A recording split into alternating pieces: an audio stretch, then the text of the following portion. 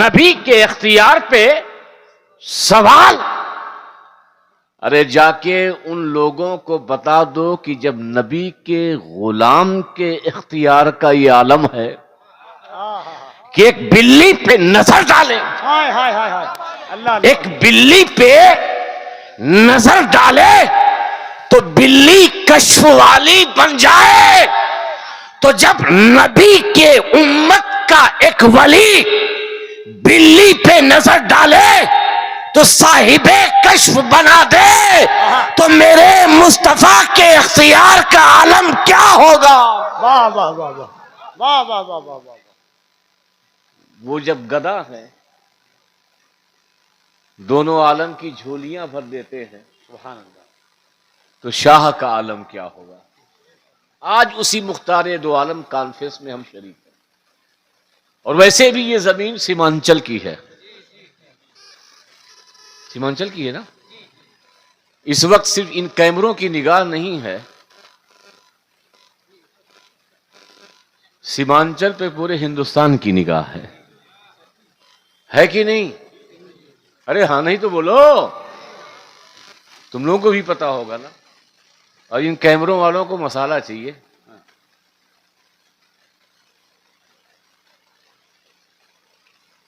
لیکن کوشش کروں گا کہ بات وہ بولوں جو حق ہو اور سب کے لیے موضوع اور مناسب ہو. سبحان اللہ سبحان اللہ. لیکن اس سے پہلے آئیے ہم رات جھوم کر گنبد خضرا کا تصور کر کے عقیدت و محبت کے ساتھ نبی کی بارگاہ میں باواز بلند درود پاک پڑھ لیں. اللہم صلی علی اللہم صلی علی سیدنا محمد وعلی آل سیدنا محمد وبارک وسلم. صلاۃ و سلام علیک یا رسول اللہ یا حبیب اللہ صلی اللہ تعالی علیہ وسلم. ایک بار اور باواز بلند پڑھ لیں. اللہم صلی علی اللہم صلی علی سیدنا محمد وعلی آل سیدنا محمد وبارک وسلم. صلاۃ و سلام علیک یا رسول اللہ یا حبیب اللہ صلی اللہ تعالی علیہ وسلم. دو اشعار بلکہ تین اشعار, اس کے بعد اور بھی دو تین شعر کہ ملی جو ہم کو وراثت میں وہ شان باقی ہے. سبحان اللہ. نہیں بولیو سبحان اللہ. آج ہم بالکل الگ انداز میں بولیں گے, وہ نہ میرا انداز نہیں, یہ سب کی آپ سے بلوائیں. فائدہ یہ ہے کہ آپ بولیں گے تو آواز کے تسلسل سے گرمی پیدا ہوگی, ٹھنڈک دور ہوگی.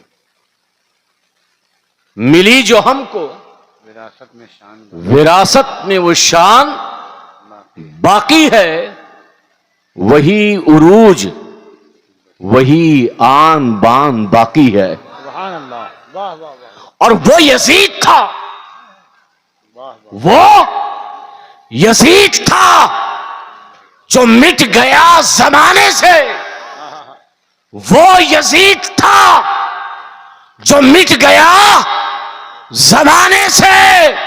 ارے یہ حسین ہیں جن کا نشان باقی ہے, واہ واہ واہ واہ واہ واہ واہ واہ واہ واہ واہ. یہ حسین ہیں جن کا نشان باقی ہے. جن کا واہ نشان واہ واہ باقی واہ ہے. واہ واہ واہ. کربلا تو 1300 سال پہلے ہوئی, مگر کسی نے کیا کہا ہے کہ اگر پھر ہو کوئی کرب و بلا تو مت ڈرنا.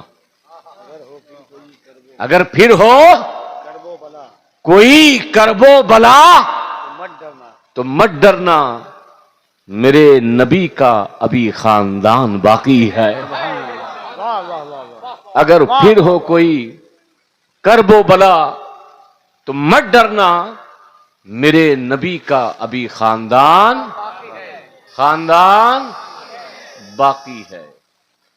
اور میں نے علی کا نام لیا. ہائے ہائے. کس کا نام لیا؟ علی کا. میں نے علی کا نام لیا, ان کو لگ گئی. میں نے علی کا نام نام لیا, ان کو لگ گئی. میرا ہدف تو اور ہی تھا ان کو لگ گئی.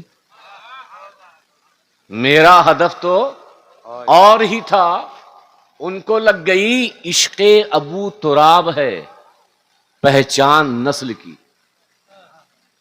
عشق ابو تراب ہے ابو تراب ہے پہچان نسل پہچان نسل کی. پہچان نسل. سمجھتے ہو حلالی کون ہے حرامی کون ہے؟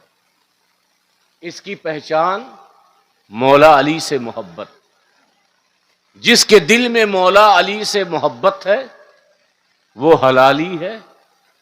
جس کے دل میں بغض ہے وہ حرامی ہے. اور یہ بات میں نہیں کہتا، کتابوں میں آیا ہے.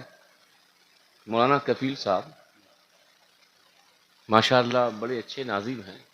عام طور سے ہندوستان میں ناظم جاہل ہوتے ہیں، مگر جامعہ اشرف سے فارغ مولانا کفیل انور صاحب ہیں. بہترین نظامت ہے. اور بھی ہے ناظم، ایسا نہیں ہے، لیکن الحمدللہ نظامت کا جو طریقہ، جو سلیقہ، مختصر، خیر الکلام ما قل و دل، اس کے پورے مصداق مولانا کفیل انور صاحب ہیں. کرم اللہ. ایک عربی توجہ ہے یہ لو. جس کی شادی ہوئی، گھر میں بچہ پیدا ہوا،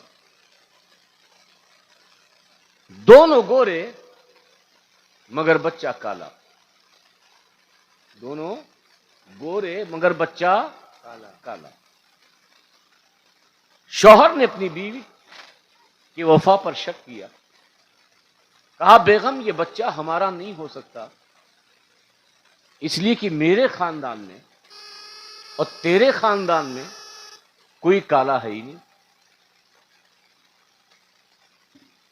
بیوی نے سمجھایا کہ میرے شوہر، میرے سرتاج، آپ مجھ پر شک نہ کریں، یہ بچہ ہمارا ہی ہے. بات گزر گئی، 2-3 سال ہو گئے. بچے کو گود میں لے کے نکلے بازار میں تو لوگوں نے سوال کیا یار تم گورے، تمہاری بیوی گوری، یہ کالا آیا کہاں سے؟ پھر دوڑے ہوئے گھر آئے، بیوی سے کہا یقین سے بتاؤ یہ بچہ کس کا ہے؟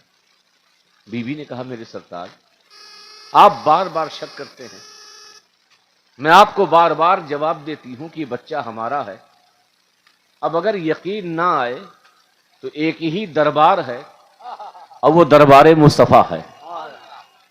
چلو دربار مصطفیٰ میں میرے سرکار گواہی دے دیں گے کہ یہ بچہ کس کا ہے.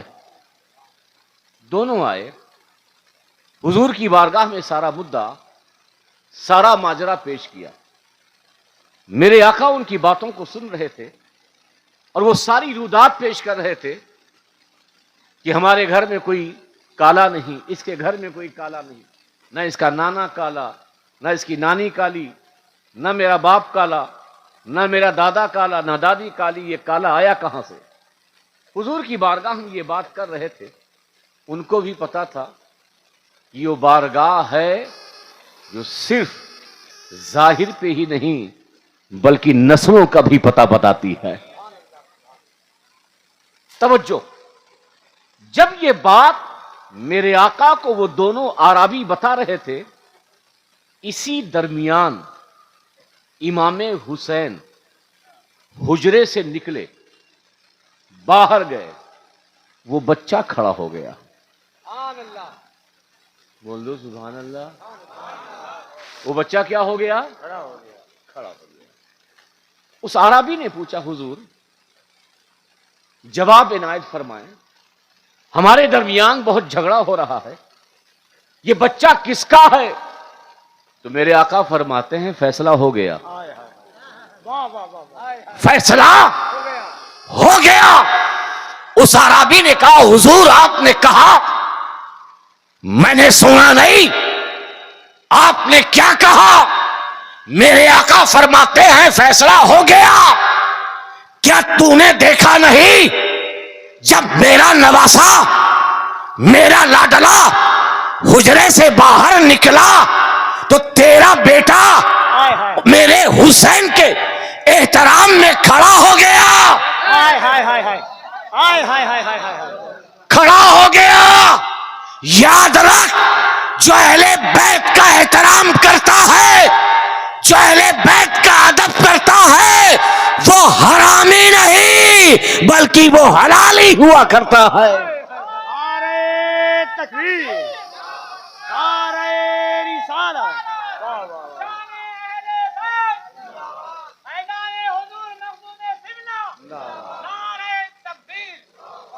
عشق ابو تراب ہے پہچان نسل کی. اور کسی نے بھی بڑا خوب کہا تھا کہ جن کو خانقاہوں سے تربیت نہیں ملتی، در بدر بھٹکتے ہیں، شہریت نہیں ملتی. اور شجرہ ہم نے دیکھا ہے دشمنان حیدر کا، ماں کا نام ملتا ہے ولدیت نہیں ملتی. میں یہ بات اس لیے کر رہا ہوں کہ آج شاید ایک دور رہا ہو،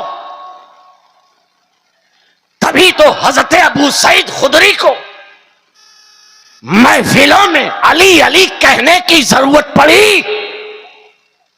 حضرت ابو سعید خدری فرماتے ہیں جب ہم کسی محفل میں جاتے تھے تو وہاں علی علی علی علی کیا کرتے تھے تاکہ ہم پہچان جائیں کون مومن ہے اور کون منافق ہے. تو علی کا نام مومن اور منافق میں ایک امتیاز، جس کے چہرے پہ خوشیاں ظاہر وہ مومن، اور جس کے چہرے پہ خوشیوں کے آثار نمودار نہ ہو وہ منافق ہے. آج وہ پہچان ختم نہیں ہوئی ہے. علی کا نام سنتے ہو تو خوشی حاصل ہوتی یا نہیں؟ بولو، خوشی حاصل ہوتی ہے کہ نہیں؟ لیکن ہم وہ علی والے ہیں جو صحابہ کا احترام کرنے کے ساتھ علی علی کرتے ہیں. ہم وہ مولا والے نہیں کہ علی علی کریں اور صدیق اکبر پر تبرہ کریں، فاروق اعظم پہ تبرہ کریں، صحابہ کرام پہ تان و تشنیع کریں. یاد رکھو صحابہ کے گستاخ رافضی ہیں، مگر جو صحابہ کا ادب کرے اور علی علی کرے یہی سنیت ہے، یہی عبادت ہے.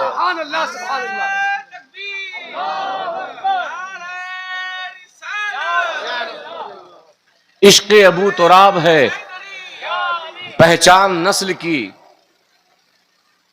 قول نبی جو نقل کیا ان کو لگ گئی. محبت کے ساتھ درود پاک پڑھ لیں. اللہم صلی علی سیدنا محمد وعلی آل سیدنا محمد وبارک وسلم. صلاۃ و سلام علیک یا رسول اللہ صلی اللہ علیہ وسلم. دو شعر کہ ہمیں نہ خنجر و تلوار کی ضرورت ہے. سن رہے ہو میں نے کیا کہا؟ ہمیں نہ خنجر و تلوار کی ضرورت ہے، بس رسول پاک کے کردار کی ضرورت ہے. سبحان اللہ، سبحان اللہ.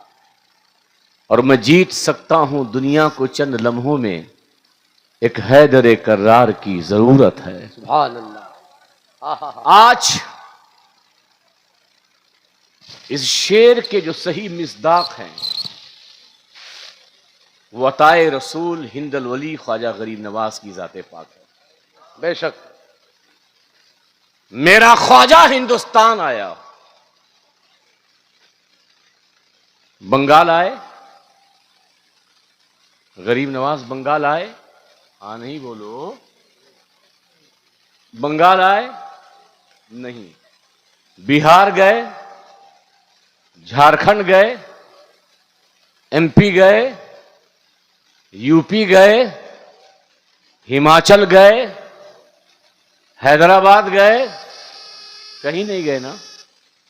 غریب نواز صرف لاہور سے پانی پت ہوتے ہوئے دلی آئے, دلی سے جے پور ہوتے ہوئے اجمیر گئے, مگر پھر بھی میرے غریب نواز کے ہاتھوں 90 لاکھ غیر مسلم مسلمان ہوئے. سبحان اللہ سبحان اللہ.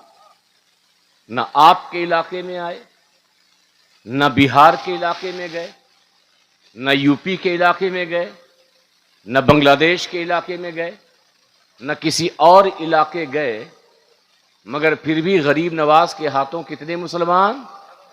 سبھی بولو, کتنے مسلمان؟ 90 لاکھ. غریب نواز ہندوستان آئے, اجمیر میں نہ انہوں نے کوئی ٹویٹ کیا, نہ انہوں نے واٹس ایپ پہ کوئی میسج چھوڑا, نہ انسٹاگرام پہ کوئی ریل بنائی, نہ فیس بک پہ کوئی سٹوری ڈالی, کیونکہ یہ تھا ہی نہیں. نہ اشتہار چھاپا, نہ کوئی اجتماع کیا, نہ کوئی کانفرنس کی. پھر بھی غریب نواز کے ہاتھوں کتنے مسلمان؟ کتنے مسلمان؟ غریب نواز آئے, اگر لائے تو قرآن لائے, مگر غریب نواز نہ تلوار لائے, نہ تیر لائے, نہ میزائل لائے, نہ بندوق لائے, نہ کوئی اوزار لائے, نہ کوئی ہتھیار لائے, مگر پھر بھی غریب نواز کے ہاتھوں کتنے مسلمان؟ کبھی تم نے غور کیا جو ذات کہیں گئی نہ ہو, جو ذات کسی علاقے میں پہنچی نہ ہو, جو ذات کسی شہر میں گئی نہ ہو, جو ذات کسی قصبے میں پہنچی نہ ہو, جو ذات کسی اسٹیٹ میں گئی نہ ہو, جس ذات نے اجمیر میں کوئی اجتماع نہ کیا ہو, کوئی اشتہار نہ چھاپا ہو, نہ یہ اعلان کیا ہو اسلام پھیلاؤ کانفرنس, جو ذات نہ تلوار لائی ہو, نہ تیر لائی ہو, نہ بندوق لائی ہو, نہ ہتھیار لائی ہو, وہ ذات 90 لاکھ غیر مسلم کو مسلمان کیسے کر سکتی ہے؟ سبحان اللہ سبحان. اس لیے کہ ہم یہاں آئے ہیں, کچھ سکھائیں گے, کچھ بتائیں گے, تبھی تم سیکھو گے, تبھی تم جانو گے. تم کہیں جاؤ گے کسی علامہ کے پاس, کسی مفتی کے پاس, کسی پیر کے پاس, جو وہ بتائیں گے, جو وہ سکھائیں گے, تو ہی وہ تم سیکھ پاؤ گے. یا ہم ہتھیار دکھائیں, یا ہم آپ کو اجتماع میں بلائیں, تبھی آپ ہماری دعوت کو قبول کرو گے, تبھی آپ ہماری باتوں پہ عمل کرو گے.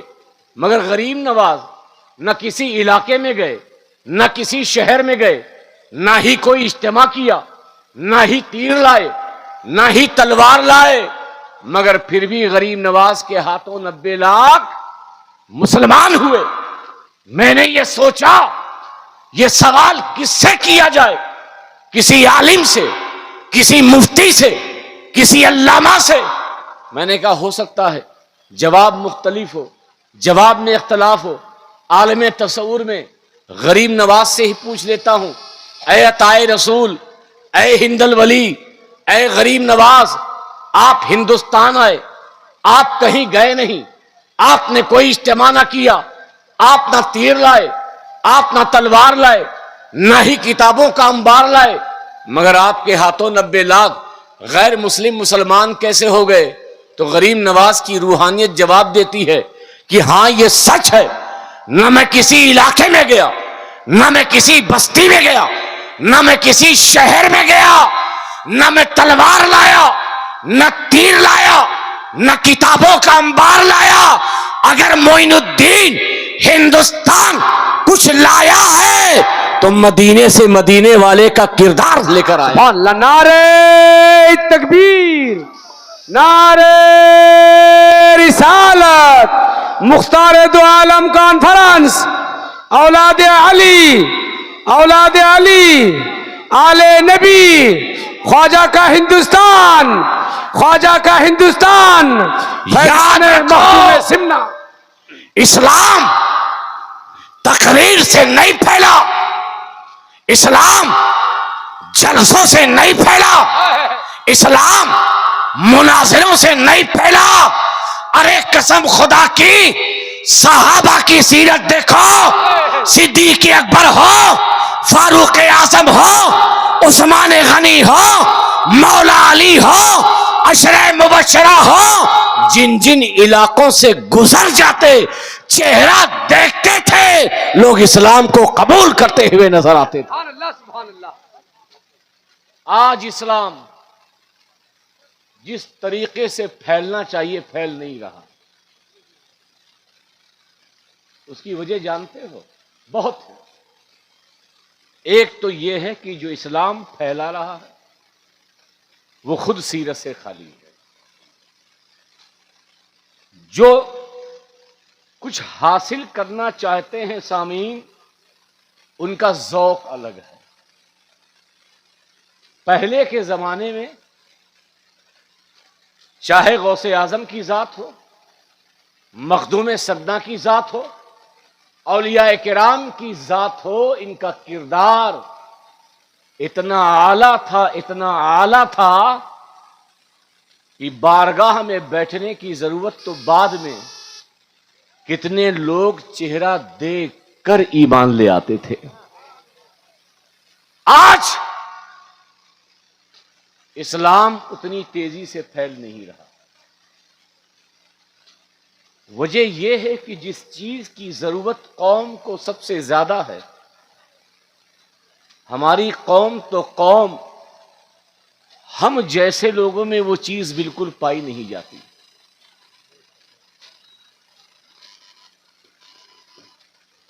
ہم نے جو تبلیغ کی، نماز، روزہ، حج، زکوٰۃ، اعمال صالحہ پر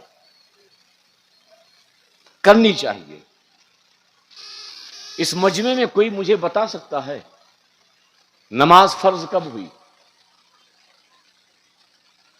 بتائیے. امت پر نماز فرض کب ہوئی پتا ہے؟ معراج کی رات. کب ہوئی؟ بول تو دو. معراج حضور کو کب ہوئی؟ 53 سال کی عمر میں، 52 سال 6 مہینے میں. نماز فرض ہوئی. روزہ کب فرض ہوا؟ ہجرت کے دوسرے سال، 55 سال میں. زکوٰۃ کب فرض ہوئی؟ ہجرت کے چوتھے سال، یعنی 57 سال میں. حج کب فرض ہوا؟ 6 سال، 8 سال یا 9 سال میں، یعنی حضور کی جب عمر تھی 60 سال. اب میں آپ سے پوچھتا ہوں، حضور کی عمر 53 سال، تب نماز فرض. 55 سال تب روزہ فرض. 57 سال تب زکوٰۃ فرض. 60 سال تب حج فرض. یہی نا؟ تو 53 سال سے پہلے امت پر نماز فرض تھی؟ بولیے. امت پر حضور پڑھتے، صحابہ پڑھتے، مگر امت پہ فرض. 52 سال میں نماز نہیں، روزہ نہیں، زکوٰۃ نہیں، حج نہیں، رمضان کا روزہ. 40 سال سے لے کر 53 سال تک نہ نماز کی فرضیت، نہ روزے کی فرضیت، نہ زکوٰۃ کی فرضیت، نہ حج کی فرضیت. تو سوال یہ ہے کہ اعلان نبوت کے بعد 13 سال میرے آقا نے کیا کیا؟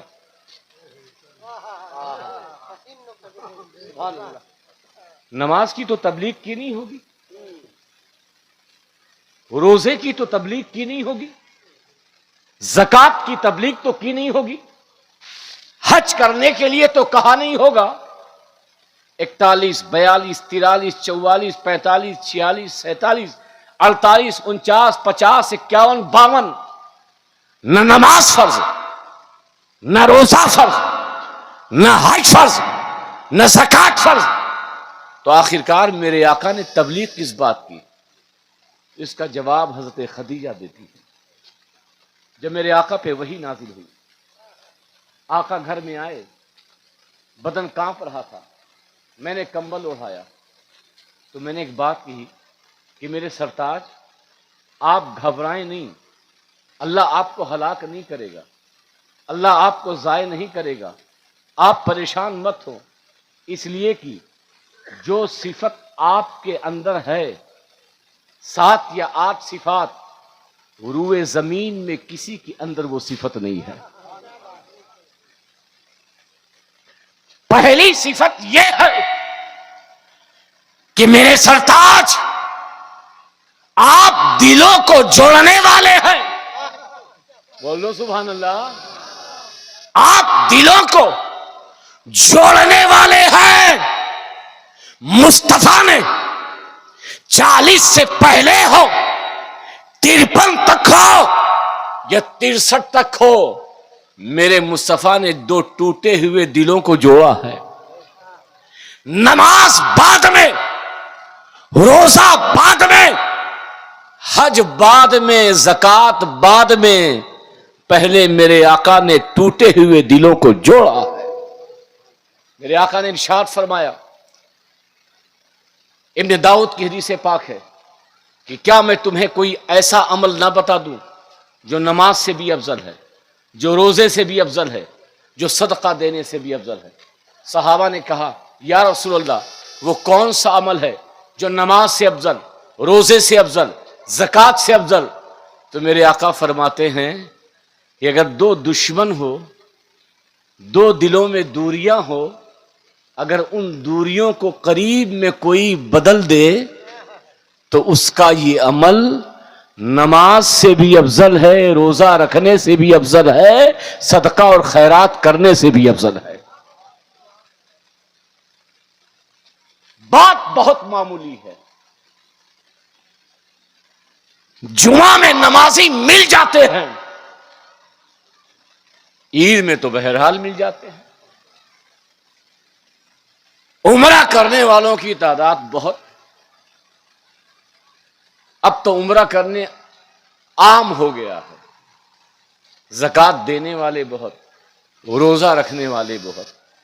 مسلمانوں ایمانداری سے بتاؤ، تم نمازی تو بن گئے ہو، روزے دار تو بن گئے ہو، زکوٰۃ دینے والے بن گئے ہو، خانہ کعبہ کا طواف کرنے والے بن گئے ہو، جس چیز کی تبلیغ مصطفیٰ نے پوری زندگی کی ہے، دلوں کو جوڑنا، کیا کبھی تم نے اپنے علاقے میں دلوں کو جوڑنے کی کوشش کی ہے؟ بولیے۔ آج مسلمانوں کا المیہ یہ ہے، پہلے مسلمانوں کی پہچان، یہ مسلمان بڑے پیار سے رہتا ہے، مسلمان شیر و شکر ہو کے رہتا ہے، مسلمان اتحاد کے ساتھ زندگی گزارتا ہے، مگر آج مسلمانوں کی بستی اس نام سے جانی جاتی ہے کہ جہاں سب سے زیادہ لڑائی ہو، جہاں سب سے زیادہ جھگڑا ہو، جہاں نالی پہ اختلاف ہو، جہاں اینٹے کے 4 انچ نکلنے پہ مرڈر ہو جاتا ہو، وہ علاقہ کسی اور کا نہیں بلکہ وہ علاقہ مسلمانوں کا ہے۔ نماز پڑھنے سے ایک بات بتاؤں، مولانا شمیم صاحب، نماز فرض ہے، اہم عبادت ہے، نماز پڑھنے سے تمہیں فائدہ ملے گا، اسلام کو کوئی فائدہ نہیں۔ تمہارے مذہب کو فائدہ ہے تمہاری نماز پڑھنے سے؟ بولو۔ نماز پڑھو گے تم جنت میں جاؤ گے، نہیں پڑھو گے تو جہنم میں جاؤ گے۔ روزہ رکھو گے تو جنت میں جاؤ گے، نہیں جاؤ گے تو، نہیں رکھو گے تو جہنم میں جاؤ گے۔ زکات دو گے تو جنتی، نہیں دو گے تو جہنمی۔ یہی ہے نا؟ لیکن اس سے اسلام کو فائدہ کچھ ہے؟ آپ زکات دو یا نہ دو، تمہارے مذہب کو کوئی فائدہ نہیں۔ آپ روزہ رکھو یا نہ رکھو، تمہارے دین کو کوئی فائدہ نہیں۔ آپ حج کرنے جاؤ یا نہ جاؤ، مذہب اسلام کو کوئی فائدہ نہیں۔ لیکن ہاں، اگر تم نے اخلاق کی، نبی کی سیرت پر گزر کر اپنی زندگی کو گزاری، کبھی جھوٹ نہیں بولے، جوا نہیں کھیلا، شراب نہیں پیا، ایماندار رہے، وعدہ خلافی نہیں کی، دوستی نبھاتے رہے، پڑوسیوں کا حق ادا کرتے رہے، ماں باپ کا احترام کرتے رہے، تو نماز سے تمہیں فائدہ ہے، مگر نبی کی سیرت پر عمل کرو گے تو صرف تمہیں ہی فائدہ نہیں ہے بلکہ مذہب اسلام کو فائدہ ہے۔ جب تم گزرو گے تو لوگ کہیں گے کہ عبداللہ اتنا اچھا ہے تو اسلام کتنا پیارا ہوگا، جب یہ کتنا سچا ہے تو اسلام کتنا سچا ہوگا۔ آج مسلمانوں کی جو سب سے بڑی کمی ہے کہ ہم پیدائشی مسلمان تو بن گئے ہیں، نام کے مسلمان تو ہو گئے ہیں، مگر حقیقت میں جو مسلمان ہونا چاہیے تھے وہ ہم نہ بن پائے۔ آپ کیا ہیں، ہندو ہیں کہ مسلمان؟ سبھی بولو، ایک دم جھوٹ نہیں بولنا، صحیح بولنا۔ سکھ ہو، جینی ہو، ہندو ہو، پنجابی ہو، مسلمان ہو، کیا ہو؟ ارے تو سب بول دو بھاؤ، آپ لوگ کیا ہو؟ کیا ہو؟ مسلمان ہونا۔ یہ مسلمان آپ کو میں نے کہا ہے کہ آپ نے خود کہا ہے؟ آپ نے خود کہا ہے۔ تو بس گزارش یہ ہے کہ جو تم نے اپنے آپ کو خود کہا ہے وہی تم نظر آؤ۔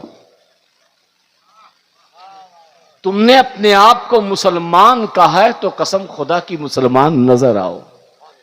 تم نے اپنے آپ کو مسلمان کہا ہے تو کبھی پوری زندگی جھوٹ مت بولو، کیونکہ مسلمان وہ ہوتا ہے جو کبھی جھوٹ نہیں بولتا، مسلمان وہ ہوتا ہے جو کسی پر ظلم نہیں کرتا، مسلمان وہ ہوتا ہے جو ماں باپ کا احترام کرتا ہے، مسلمان وہ ہوتا ہے جو جوا نہیں کھیلتا، مسلمان وہ ہوتا ہے جو شراب کی طرف ہاتھ نہیں لگاتا۔ اگر تم نے اپنے آپ کو مسلمان کہہ دیا ہے تو وہی مسلمان بن کر دکھاؤ۔ اسلام جو پھیل نہیں رہا ہے، آج ہم غیروں کا شکوہ کرتے ہیں کہ غیر ہمارے پیغمبر کی گستاخی کر رہا ہے، کہتے ہیں کہ نہیں، اس سے کہیں زیادہ ہم گستاخ ہیں۔ بات بری لگے گی، اس کو تو پیغمبر کے بارے میں معلوم نہیں اس لیے گستاخیاں کر رہا ہے، اور ہم نے جس نبی کا کلمہ پڑھا ہے نا، ہم نے کبھی اس نبی کی پوری سیرت کا مطالعہ کیا ہی نہیں۔ جس کا کلمہ پڑھتے ہو اس کے کردار کو نہیں جانتے، جس کا کلمہ پڑھتے ہو اس کی زندگی کو نہیں جانتے، جس کا کلمہ پڑھتے ہو وہ اپنوں کے ساتھ کیسے رہتا تھا یہ نہیں جانتے، جس کا کلمہ پڑھتے ہو وہ ظلم اس نے کیسے سہا یہ نہیں جانتے، جس کا کلمہ پڑھتے ہو اس نے ایثار کی کتنی بڑی مثال دنیا کے سامنے پیش کی ہے تمہیں پتہ نہیں۔ کلمہ پڑھ رہے ہو تو نبی کی سیرت پر عمل کرو۔ میں ایک واقعہ بیان کر کے اپنی بات کو ختم کروں گا کہ حضرت فخر جہاں دہلوی، کیا نام ہے؟ فخر جہاں دہلوی، یہ حضرت محبوب الہی کے خلیفہ تھے، اپنے مریدوں کے ساتھ جا رہے تھے تو راستے میں ایک پنڈت دکھائی دیا۔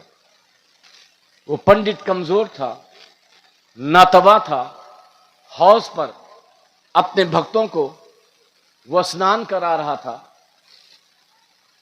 تو دیکھا کہ سارے موٹے موٹے جو پنڈت ہیں ان کے پاس تو بھکت ہے، مگر ایک کمزور پنڈت ہے، اس کا کوئی بھکت نہیں۔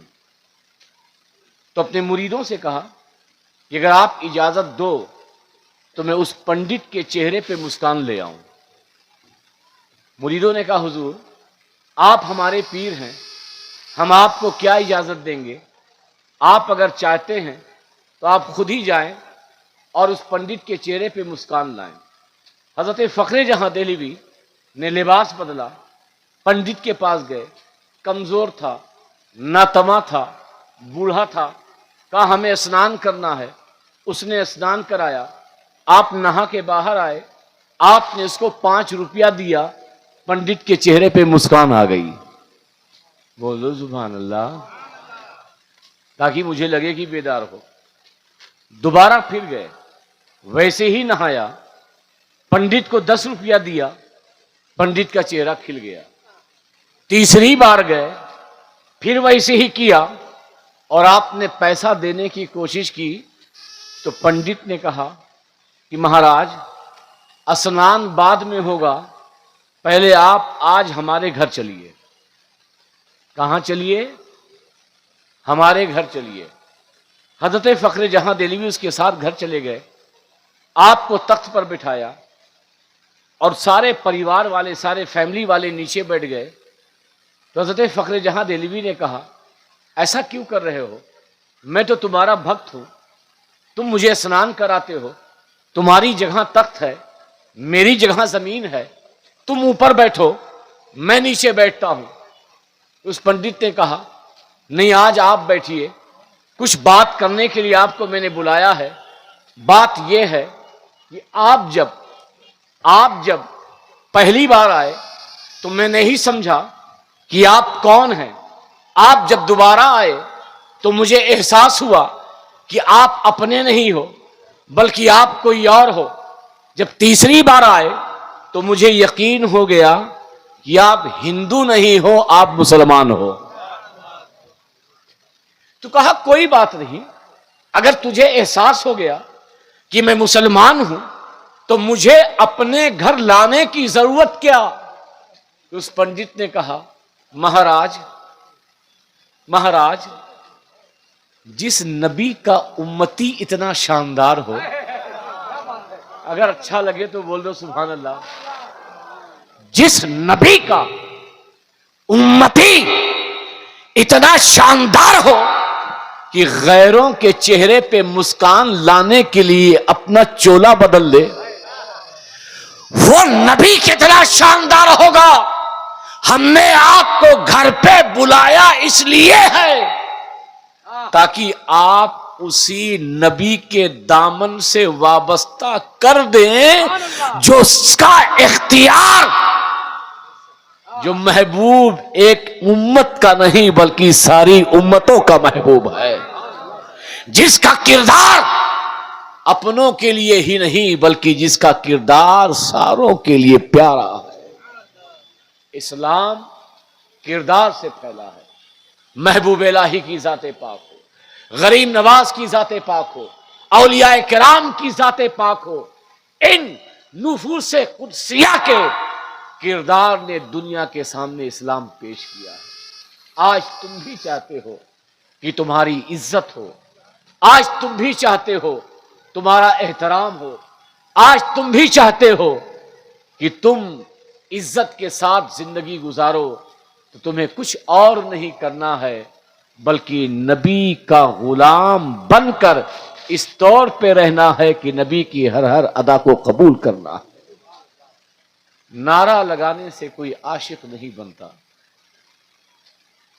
جلسہ جلوس کرنے سے کوئی عاشق نہیں بنتا.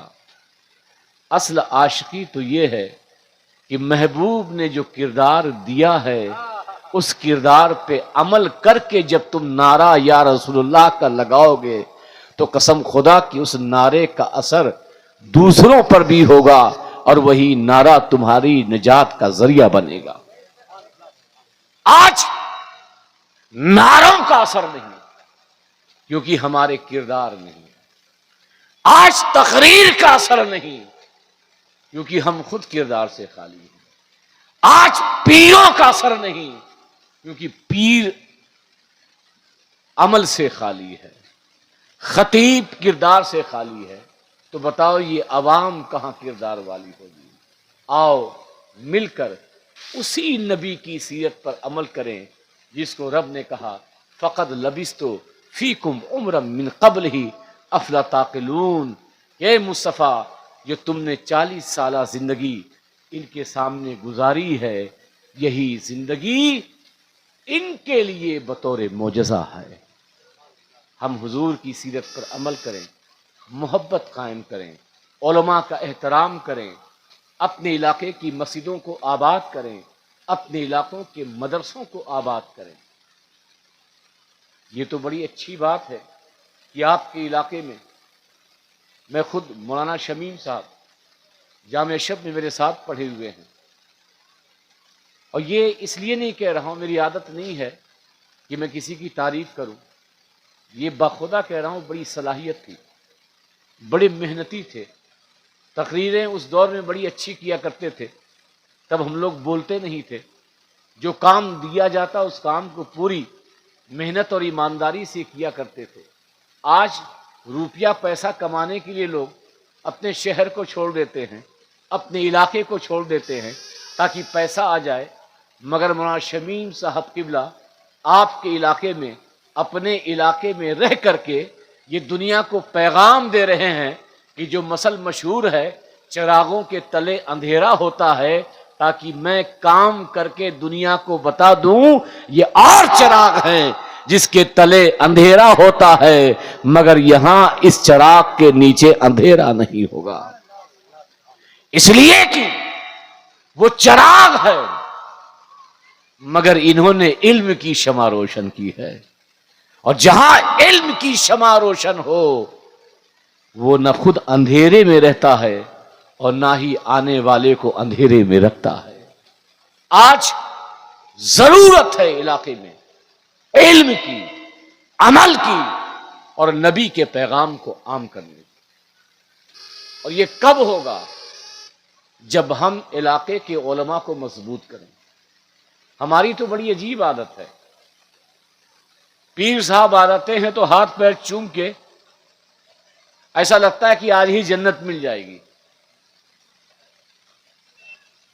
یہ قوم عجیب ہے، جتنی دور سے بلاؤ اتنے ہی زیادہ دیوانی یہ قوم، اور جتنے قریب سے بلاؤ اتنی محبت میں کمی۔ ابھی بغداد سے کوئی آ جائے، مدینے سے کوئی آ جائے، سید ہی آئے، پورا علاقہ بھر جائے گا، کیونکہ ہماری عادت عجیب ہے، اور ہم نے یہ بتا رکھا ہے کہ پیر صاحب کے قدم کے نیچے جنت ہے۔ نادانو، یہ بات کھل کے بول رہا ہوں، جس پیر کے قدموں کے نیچے جنت تلاش کر رہے ہو، جنت 700 کلومیٹر آنے والے پیر کے نیچے ہو یا نہ ہو، تیرے گھر میں جو چرپائی پہ لیٹی ہوئی تیری ماں ہے، تیری ماں ہے، اس کے قدموں کے نیچے تجھے جنت ملتی ہوئی نظر آئے گی۔ وہ جنت آپ کو نہیں چاہیے، پیر صاحب آ گئے، علامہ صاحب آ گئے، وہ جنت چاہیے۔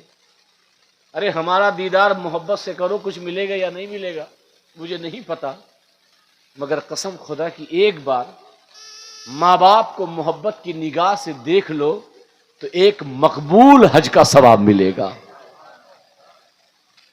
تو علاقے کے علماء کی کوئی قدر نہیں، کیونکہ وہ قریب کا ہے، دور کا ہوگا تو صاحب کوئی بات نہیں۔ اپنے قریب علماء کی عزت کیجیے، اس نے اپنا وقت دیا ہے آپ کے لیے، آپ کی نسلوں کے لیے، آپ کے بچوں کے مستقبل کے لیے، آپ کی بچیوں کے مستقبل کے لیے، تو آپ ان کا ساتھ دیں گے کہ نہیں دیں گے؟ ارے بولو نا، دو گے؟ کیونکہ اس علاقے میں بچیوں کا مدرسہ بہت کم ہے، جامعہ قادیہ للبنات مولانا شمیم صاحب نے قائم کیا ہے، آپ ان کا ساتھ دیں اور دنیا کو بتا دیں کہ سیمانچل کے سنی مسلمان صرف دور سے آنے والوں کو ہی نہیں نوازتے بلکہ اپنے علاقے کے علماء کو بھی نوازتے ہیں اور ان کا ادب و احترام کرتے ہیں۔ ہم سب کی اللہ کی بارگاہ میں ہی دعا ہے کہ اللہ تبارک تعالی ہمارے اس جلسے کو قبول فرمائے۔ آمین تو بول دو، کوئی بجلی کا بل زیادہ تھوڑی آ گیا۔